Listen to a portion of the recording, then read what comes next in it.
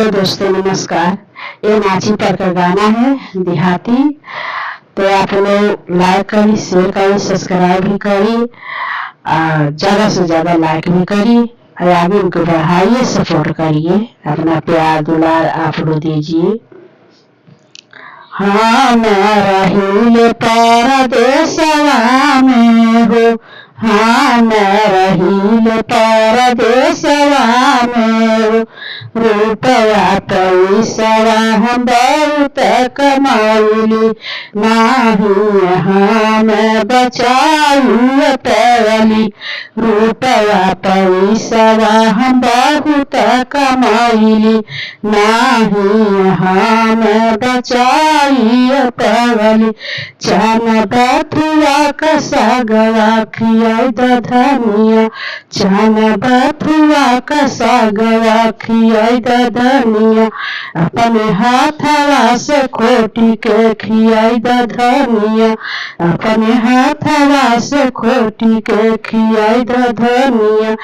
धनिया ही चटनी का साग का छोरा माझा साइया, धनिया ही चटनी का साग का रैले छोरा माझा साइया, आलू चोखा का माजा तुले साइया, आलू चोखा का माजा तुले साइया।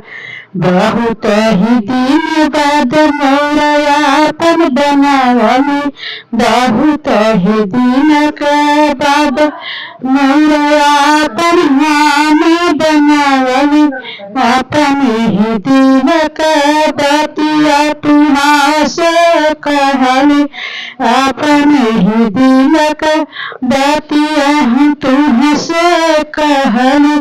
चान बथुआ का साग का खियाई धनिया, ससो चान बथुआ का साग खियाई धनिया, अपने हाथवा से खोटी के खियाई धनिया, अपने हाथवा से खोटी के खियाई धनिया, अपने हाथवा से खोटी के खियाई धनिया। चटनी ही साग का छोरा तू झमेला सैया, चटनी ही साग का तू छोरा झमेला सैया, चटनी ही साग का तू छोरा झमेला सैया। आलू चोखा का तू मजा सैया, आलू चोखा का तू मजा सैया। हम चल बही तुहरे संगवा, हम चल बही तुहरे संगवा, भरल भरल खेत खारी हनुआ हरिया देखब, भरल भरल खेत खारी हनुआ हरिया देखब। चान बथुआ का सागवा खियाई धनिया, ससो चान बथुआ का सागवा खियाई धनिया, अपने हाथवा से खोटी के खियाई धनिया, अपने हाथवा से खोटी के खियाई धनिया।